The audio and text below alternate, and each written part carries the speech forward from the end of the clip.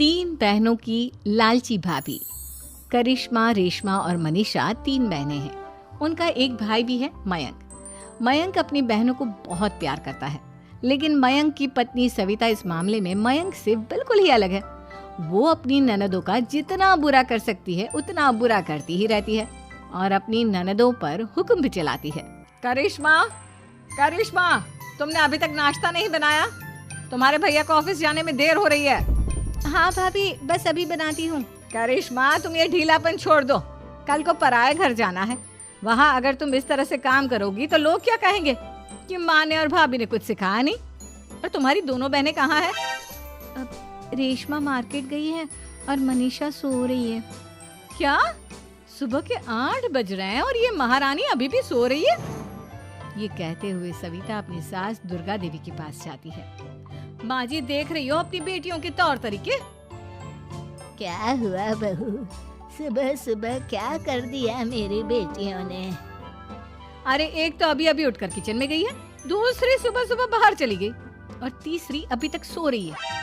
क्या करूं मैं इन तीनों का, मैं तो परेशान हो गई हूँ। जा जाकर उठा उसे और रेशमा से मैं बात करती हूँ। सविता सीधा मनीषा के कमरे में जाती है और उससे कहती है, महारानी जल्दी उठो, सूरज सर पर आ गया है। भाभी थोड़ी देर और सोने दो ना, मैं रात को लेट सोई थी। वो क्या ना, यूनिट टेस्ट चल रहे हैं। शराफत से उठती है या नहीं, या फिर पानी की भरी बाल्टी डालूं तेरे ऊपर? नहीं भाभी, मुझे बिस्तर में नहीं नहाना, उठती हूँ मैं। मनीषा जल्दी से उठकर बाथरूम में चली जाती है। सभी आराम से बैठकर नाश्ता कर रहे होते कि तभी रेशमा बाजार से हाथ में सामान लिए आ जाती है। रेशमा को देखते ही सविता उस पर बरस पड़ती है। लो, आ गई महारानी। ऐसा भी क्या सामान लाना था जो सुबह आंख मलते ही बाजार की तरफ रवाना हो गई? भाभी, कल आप ही तो चीख रही थी कि घर का सारा सामान मुझे ही लाना पड़ता है, घर में किसी को भी किसी काम से कोई लेना देना नहीं है। अब मैं बाजार जाकर सामान ले आई तो आपको इस बात से भी तकलीफ हो रही है? देख रही हो माँ जी, अपनी बेटी की जुबान कैंची से भी तेज चलती है।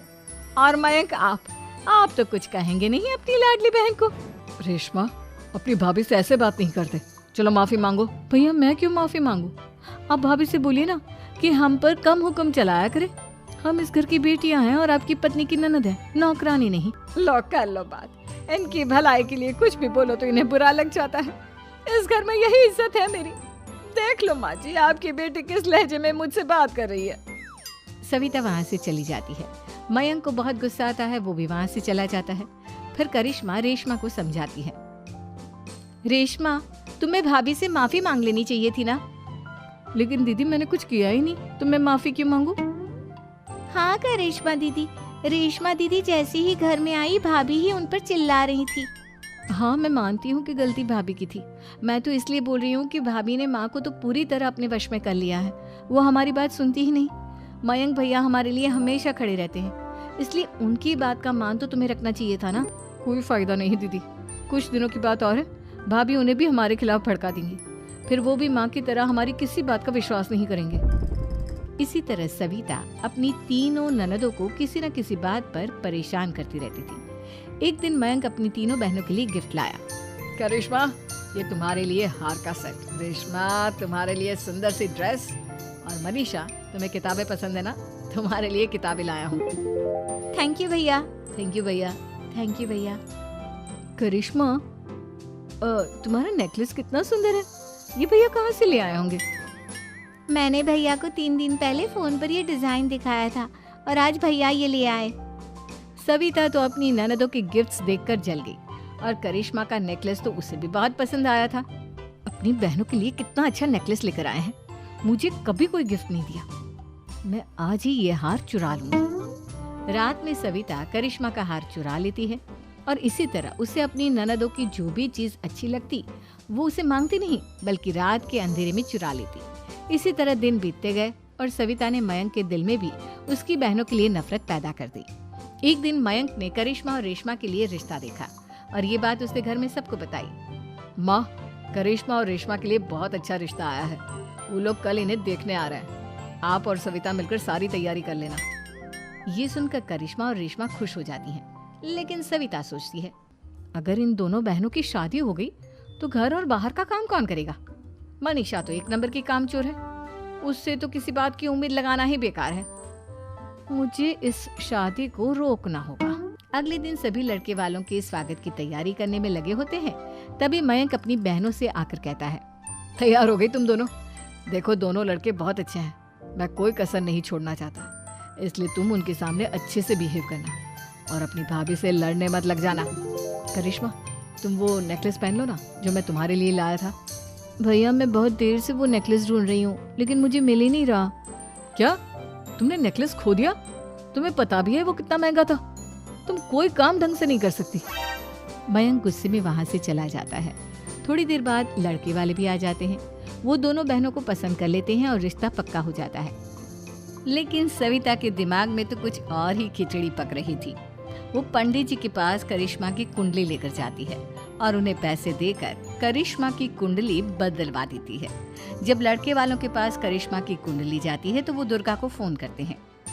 बहन जी, हमने करिश्मा की कुंडली अपने पंडित जी को दिखाई थी। आपकी बेटी की कुंडली नहीं बल्कि दोषों का पिटारा है। देखिए, मैं और मेरे पति इन सब बातों में बहुत विश्वास करते हैं, इसलिए हम आपकी बेटी से अपने बेटे की शादी नहीं करा सकते। इस तरह करिश्मा का रिश्ता टूट जाता है और सभी घर वालों को बहुत दुख होता है। अब कविता सोचती है, चलो करिश्मा का तो रिश्ता टूट गया, अब रेशमा का भी रिश्ता तोड़ना है। क्या करूं? अब सविता आवाज बदलकर किसी अननोन नंबर से रेशमा के होने वाले ससुराल में फोन करती है। हेलो, मैं कौन हूँ कौन नहीं ये आपके लिए जानना जरूरी नहीं। बस इतना सुन लो कि रेशमा का 2 साल से किसी के साथ अफेयर चल रहा है। बस रेशमा का रिश्ता तोड़वाने के लिए सविता का इतना कहना काफी था। अब रेशमा का भी रिश्ता टूट गया। मयंक और दुर्गा देवी ने रेशमा को खूब खरी खोटी सुनाई और उससे बार बार उस लड़के के बारे में पूछने लगी। आप दोनों मुझे क्यों परेशान कर रहे हो? अरे कोई लड़का होगा मेरी लाइफ में तो मैं बताऊंगी ना, जब कोई है ही नहीं तो कहाँ से लाऊं मैं कोई लड़का? तो तेरे होने वाले ससुराल वालों को फोन किसने किया था? माँ मैं नहीं जानती किसने फोन किया था, मैं सच कह रही हूँ। मैं तो पहले ही कह रही थी इसकी लगाम खींच कर रखो, लेकिन मेरी सुनता ही कौन है। आप चुप रहिए भाभी, ये सब आपका ही किया धरा है। अब तीनों बहनों को विश्वास हो जाता है कि ये सब उनकी भाभी ही कर रही है। तीनों बहनें अपनी भाभी को सबक सिखाने के लिए एक वकील कर लेती है और घर में हिस्सा मांगना। देखो भैया, माँ बाप की जायदाद में जितना बेटों का हक होता है उतना ही बेटियों का, इसलिए इस घर के 4 हिस्से होंगे और हमें अपना हिस्सा चाहिए।